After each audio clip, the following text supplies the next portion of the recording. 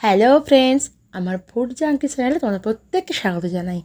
আজকে আমি আবার এসে দেখি তোমাদের জন্য নতুন রেসিপি নিয়ে। চলো ঝটপট দেখে নাও আমি কীভাবে বানাচ্ছি। এখানে প্রথমে কড়াইতে আমি সাদা তেল ব্যবহার করেছি। তেলটা ভালো করে গরম হয়ে গেলে আমি এর মধ্যে দিয়ে দিয়েছি পমফ্রেট মাছ। মাছটা আমি আগে নুন ও হলুদ মাখিয়ে 10 মিনিট ম্যারিনেট করে রেখেছিলাম। তেলটা ভালো করে গরম হয়ে গেলে একে একে মাছগুলো আমি তেলের মধ্যে অ্যাড করে দিলাম। মাছের 1 মিনিট ভাজা হয়ে গেলে মাছগুলো আমি উল্টে দিচ্ছি। মাছটা আমি ভালো করে উল্টে পাল্টে গোল্ডেন ব্রাউন করে ভেজে নেব। দেখতেই পাচ্ছ মাছগুলো খুব সুন্দর ভাজা হয়ে গেছে। আমি এবার এগুলোকে আমার ফ্রাই প্যান থেকে তুলে নিলাম।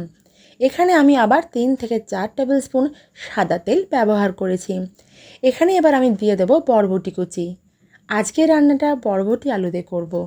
বরবটিগুলো এখানে দেওয়ার পর দিলাম পরিমাণ মতো নুন ও হলুদ গুঁড়ো দিয়ে আমি এখানে হালকা হাতে নাড়াচাড়া করতে করতে কিছুটা সময় ধরে বরবটিগুলোকে ভাজতে থাকবো। দেখতেই পাচ্ছ বরবটিগুলো খুব সুন্দরভাবে ভাজা হয়ে এসেছে। বরবটিগুলো আমি তুলে নিলাম। এবার এইখানে অনেকটা তেল রয়েছে, এর মধ্যে অ্যাড করলাম আলুর টুকরোগুলো। আলুগুলো দিয়ে আমি খুব ভালো করে ভাজবো আর এই সময় দিয়ে নেব পরিমাণ মতো নুন আর হলুদ গুঁড়ো। আলুগুলো আমি সেম প্রসেসে খুব ভালো করে ফ্রাই করে নেব। আলুগুলো ভাজা হয়ে গেলে আমি তুলে নিয়েছি। এর মধ্যে আমি আবার 1 টেবিল স্পুন তেল ব্যবহার করেছি। এবার দিয়ে দিচ্ছি আমার মশলাটা। এখানে আদা, রসুন, পেঁয়াজ, টমেটো, কাঁচা লঙ্কা আমি একসঙ্গে চপারে চপ করে নিয়েছি। এবার এখানে দিচ্ছি পরিমাণ মতো নুন, 1 টেবিল স্পুন হলুদ গুঁড়ো, 1 টেবিল স্পুন ধনে গুঁড়ো, 1 টেবিল স্পুন লঙ্কার গুঁড়ো, 1 টেবিল স্পুন জিরের গুঁড়ো। শুকনো মশলাগুলো দেওয়ার পর আমি এটা ভালো করে মিশিয়ে নিচ্ছি এবং একটু ভাজতে থাকছি। এই পর্যায়ে এখানে দিয়ে দিলাম হাফ কাপ পরিমাণের জল।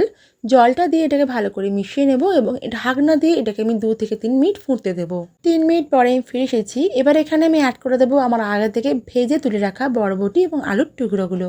ভালো করে মিশিয়ে নিচ্ছি এটাকে ওপর নিচে করে। এটাকে ভালো করে মেশানো কমপ্লিট। আমি এখানে পরিমাণ মতো আরেকটু জল ব্যবহার করলাম, মানে টোটাল আমি এখানে 1 কাপ পরিমাণে জল ব্যবহার করেছি। এবার ঢাকনা দিয়ে এটাকে আমি হাই হিটে রান্না হতে দেবো 4 থেকে 5 মিনিট মতন। 5 মিনিট পর আমি ফিরে এসেছি।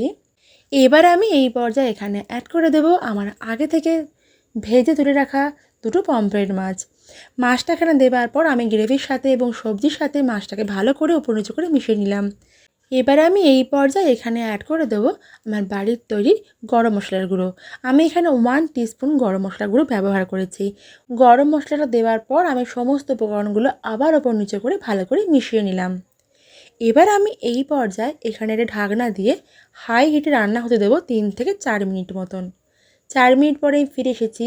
এই পর্যায়ে আমি এটাকে ভালো করে ওপর নিচে করে নাড়াচাড়া করব আর চেক করে দেখে নেব আমার সমস্ত সবজিগুলো ভালো করে সফট হয়েছে কিনা।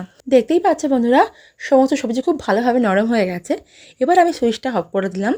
আজকের রান্না আমার একদম রেডি। তো তোমরা দেখতেই পেলে আজকের পমফ্রেট মাছ বরবটি আলু দিয়ে আমি কীভাবে বানালাম। তাহলে তোমরা বাড়িতে প্রত্যেকে ঝটপট বানিয়ে ফেলো আর আমাকে কমেন্ট করে জানাতে ভুলো না তোমাদের কেমন লেগেছে। আমি আবার ফিরবো তোমাদের জন্য নেক্সট আরও নতুন ধরনের কোনো রেসিপি নিয়ে। আমার আজকের রান্নাটা দেখার জন্য অসংখ্য ধন্যবাদ বন্ধুরা। আমার রান্নাটা ভালো লেগে থাকলে তোমরা লাইক করো।